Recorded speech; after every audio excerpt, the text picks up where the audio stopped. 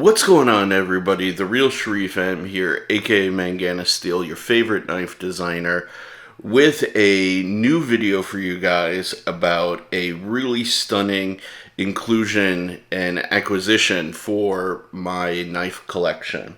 Before I get into that, we are starting the countdown to Blade Show, which I will be attending for the first time, and I will be showing off my new Kimono, which I am very excited about. Now becomes the crazy push to get these things finished up and ready and the website done so we can take pre-orders. I am hoping to launch in the very beginning of June, if not by Blade Show itself. So keep your eyes out for that, guys. If you're new here, make sure you hit the subscribe button and like the video, join in the conversation below, because this knife that I'm going to be talking about today is a special one.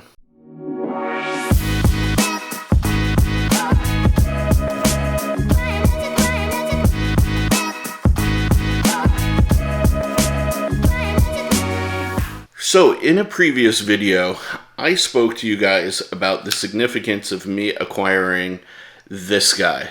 This is the Bob Trezzola CKF collaboration Eagle Rock. Now, the Eagle Rock is one of Bob's traditional knife patterns that he developed. Well, traditional is the wrong word, but one of his kind of historic lineage knives that he has designed and has remade for custom collectors.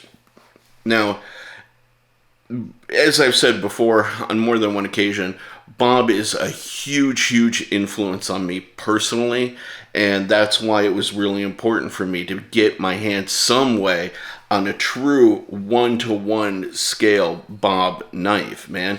So many times when we see these things or any of Bob's stuff out there, it's really a scaled down version, which kind of drives me nuts. Bob's knives are big. But there is another knife maker and another company that actually is almost as big of an influence on me as a knife designer that you don't hear me talk about as much. And that's Dmitry Sinkovich and Shirogorov. Shirogorov and Sinkovich have just been this looming, amazing presence within the knife community for as long as I've been around. And they have always pushed the limits of CNCing, design, really execution on every level. And if you guys look at some of my work, you will see influences from them into what I create. And it's just because they have resolved things to such a high level. And thankfully, due to the pressure of a good friend, CPM EDC, aka Custom Production and Mid-Tech Knives, and the grace of one of my good buddies, Beard of Doom, I was able to acquire a very rare Shirogorov. Let me show you guys the F3 Aquatic. This is one sexy fucking knife.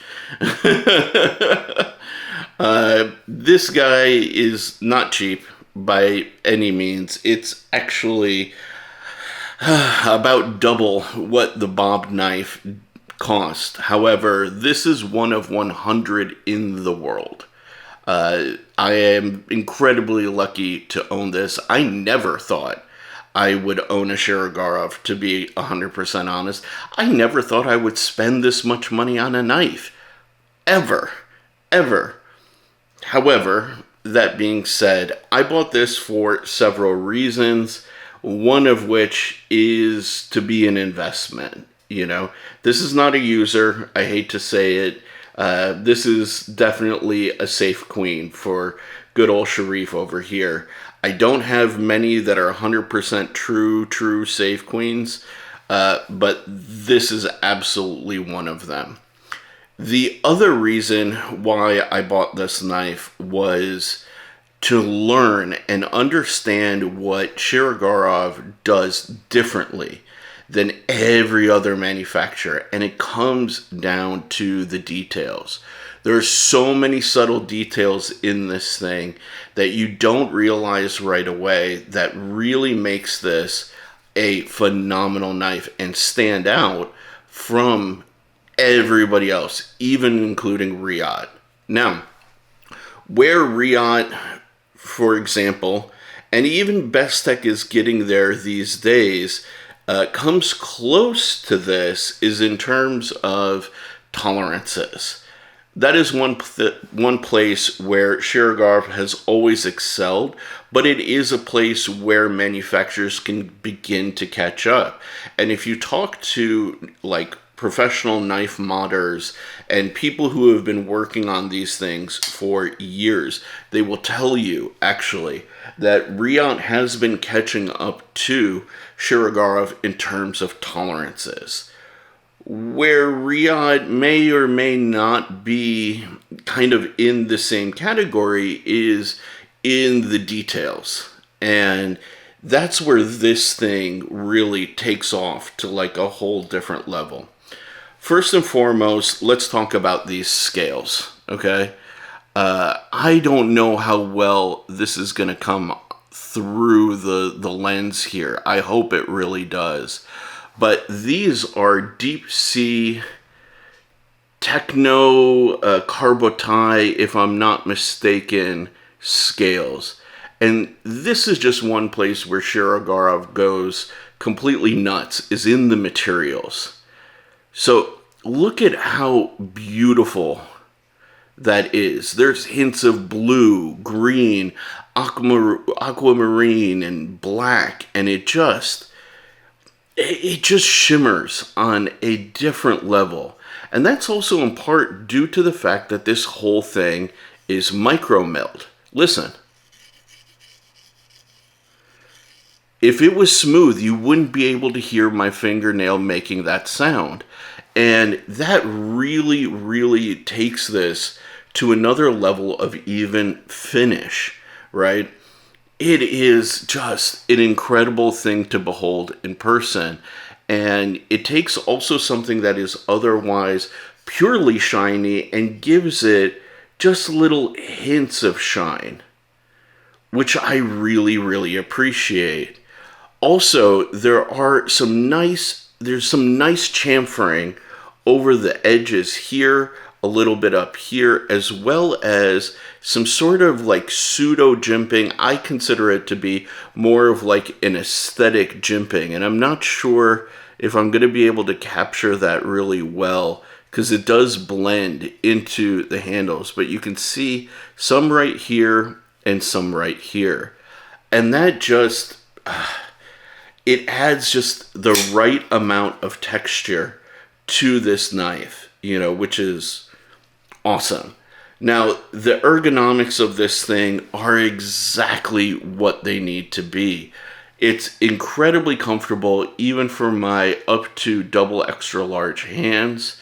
You see, I get a full, comfortable 4-finger grip on there.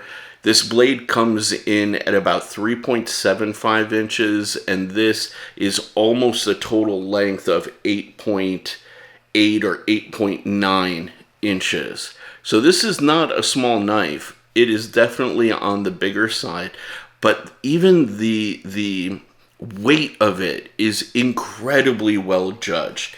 It's actually milled on the inside, and I don't think I'm going to be able to show this off to you guys, but let me see if I can show you a little bit.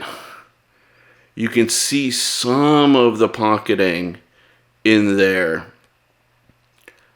and it is just incredibly and surprisingly light for what it is. You can see they have this like almost like wavy milled pattern, which is just so cool. I mean, I'm sure it serves some degree of like a structural premise, but at the same time, when you look at it and you see it, you're just like, wow, like you could have done that in a simpler way, like realistically speaking, but it just adds a level of depth to the whole thing, right? And this is just the handle, and we're still not done, right? Over here at the top, you'll see that there is a relief cutout for the flipper tab. As you can see, it extends all the way there, and really, there's at no point in the actuation of this flipper tab do you not land directly in there, and it gives your finger an incredibly soft and comfortable place to land. Now, here's the thing. Usually, I'd be like, oh, okay, that's a nice inclusion. We've seen it done before, right? But what differentiates Shirogorov from everybody else is not only do you get this big, like, large chamfered area, which gives your finger a place to land, the entire handle is chamfered internally. So there is a very small, I would dare I say, maybe 0.5 millimeter chamfer that extends all the way around on the inside of the knife, which is really crazy and borderline unnecessary, right?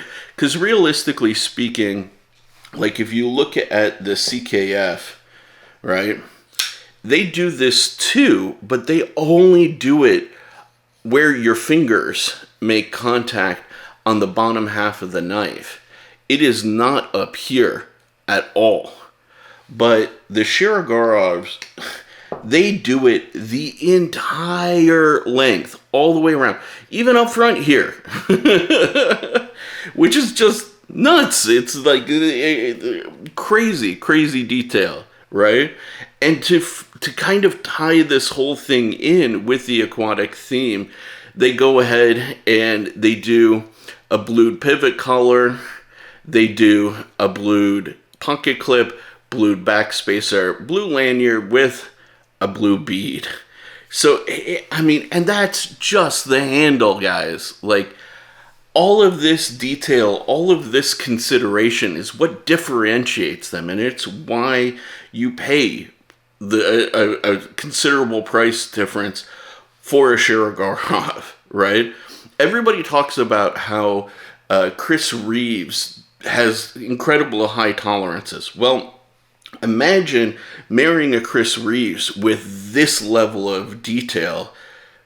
It makes sense why you start spending over $1,000 for a Shirogorov, right? And on top of that, even in this tight area, this is not a big area for a pivot system, by the way, but they have integrated a multi-row bearing system in here, which is incredible. And it makes this thing just incredibly luxurious to close. It's not like, it's drop shutty, but it's not like fall on your nail shutty, which is, I love. It's the perfect amount of like drop speed. But look at how hard this thing fires out. I mean, this thing fires out with incredible authority. And they have, of course, I mean, what else would you expect? But they have completely nailed the lock geometry on this thing. So the bottom edge of the lock interface creates a 180-degree line, or a line, through the center of the pivot to their stop pin, which ensures, if you read Bob's books, like I mentioned in the beginning, talking about Bob Trezzola, that's one of the two ways of getting like really optimal lock geometry. And this thing just nails it perfectly, absolutely perfectly. So you got just incredible materials, fine details, ergonomics, incredible tolerances, multi-row bearing systems, amazing detent. I mean, this thing, it's like there's no movement whatsoever in the closed position. Perfect centering, right? Like, every element of this is just amazing, right? And to take it even further, they're not even done there, right?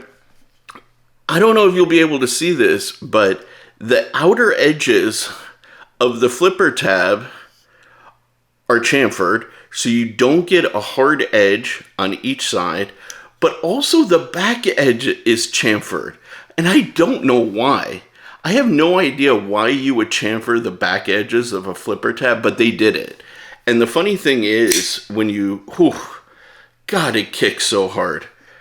That chamfering extends all the way into the plunge grind here, which is just, like, why? It's not even a finger choil. You're not going to do this because the end of the knife here, the end of the cutting edge, would dig into your finger. Like, it's not a place that you're going to keep your finger, but it's chamfered.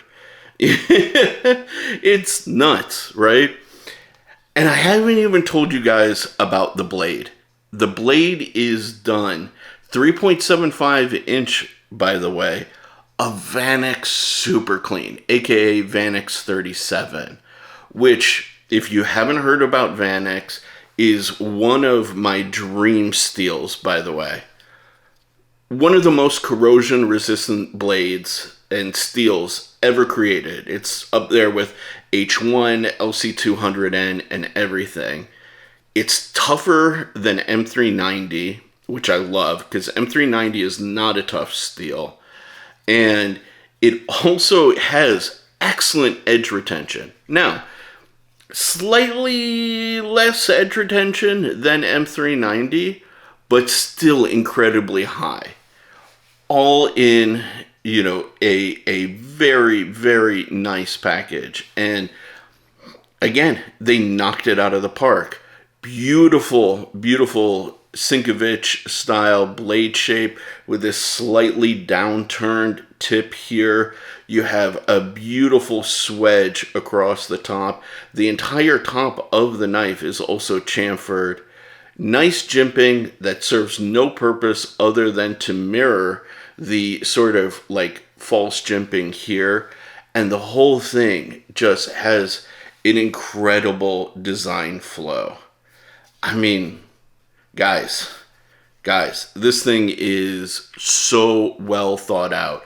When you see me nail knives and nail companies for not thinking about how their knives to go together, this is why, right? When you look at excellence on this level, that is why I go hard against the other companies that just bottle it, okay? And even, let's take one more look at the handle area, because I didn't touch on it. But before we do, let's wipe off my grubby fingerprints off of this blade. Not because I'm worried about corrosion, just because I am a little OCD. Another place where they just take it to the next level is this pocket clip. This is as deep to a deep carry pocket clip as you're ever gonna see in machined titanium. So first of all, it's incredibly deep carry, which is awesome. Their ramp approach is incredibly interesting because it's really long and broad. And if you try to put it into a pocket, for example, it just slides in incredibly smoothly. And then look at how deep that can get for a milled titanium pocket clip. I don't think I've seen a milled titanium pocket clip get any deeper than that, honestly. That's incredible. That's absolutely incredible. And instead of going with chamfering on the edges, the whole thing is rounded. Actually, if you look here, it's this edge is what makes contact. Yeah, see? I know it's not focusing great. I apologize for that. But the rest is all open. So this thing just disappears in your hand when you grip the knife. Yeah, you feel that, oh, okay, there's a pocket clip, and then it goes away because this whole edge here is rounded, and it just creates this incredibly unique approach to doing a pocket clip that I don't think I've ever seen before. But I damn sure am going to see if I can do on my own and see if it incurs a lot of extra costs, because I think it's genuinely genius, right? And again, some nice textural details, some micro milling on this lower section here.